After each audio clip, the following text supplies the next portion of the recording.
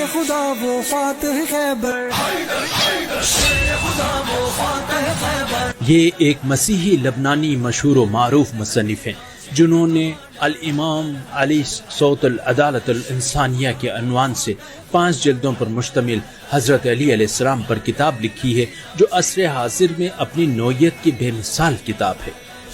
یہ علی علیہ السلام کی عدالت کے بارے میں فرماتے ہیں، علی علیہ السلام اپنی عدالت کی وجہ سے نماز کے محراب میں مارے گئے۔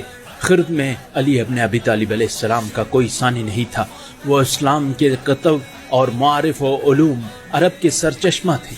عرب میں کوئی ایسا علم نہیں پایا جاتا جس کی بنیاد علی علیہ السلام نے نہ رکھی ہو یا اس کے وضع میں شریک و سہیم نہ رہے ہوں، اور لوگوں کی علی علیہ السلام کے ساتھ محبت اور دوستی اس بات کی گواہی دیتے ہیں کہ حقیقی بزرگوار وہ ہے جو نیکی کا دوستدار ہو اور اسی نیکی کی راہ میں شہید ہو۔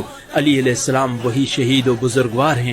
علی ابن ابی طالب علیہ السلام ممبر پر بڑے اطمینان اور اعتماد کامل کے ساتھ اپنے ارشادات عادلانہ کا پرچار کرتے اور تقریر کرتے۔ وہ بہت سمجھدار اور جلد نتیجے پر پہنچنے والے انسان تھے۔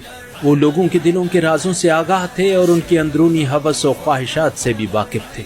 علی علیہ السلام ایسا دل رکھتے تھے جو محبت و مہربانی سے مالا مال تھا اور آزادی اور فضائل انسانیت سے پر تھا۔ علی علیہ السلام سچائی اور راستگوئی سے زندگی میں پہچانے گئے اور یہ ان کا درہ امتیاز ہے۔ آج کے دور میں جب ایسے حالات پیدا کر دیے گئے ہیں جو اقوام کی بدبختی کا باعث ہیں اور دنیا جنگ کے شعلوں میں جل رہی ہے، یقیناً واجب ہے کہ ہم حضرت علی علیہ السلام کی ارشادات و اقوال پر کان دھریں اور ان کو مشعل راہ بنا لیں اور ان کے آگے سر تسلیم خم کریں۔